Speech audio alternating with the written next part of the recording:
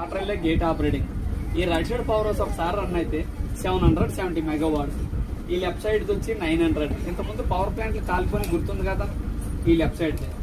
మనకి వాటర్ ఇంతకుముందు SLBC project ఏమో కదా, ఇంకా 4 నెలల కిందట ఎస్ఎల్బిసి ప్రాజెక్ట్ లాస్ట్ పంట పడినట్టు చూడు, అదే ఎస్ఎల్బిసి ప్రాజెక్ట్. 7 నెంబర్స్ అనిపోతాయి, 8 నెంబర్స్. మనకి ఇలాగేనే 16 కిలోమీటర్లు బయలుదేరితే అక్క మహాదేవి కేవ్స్ విన్నారు కదా.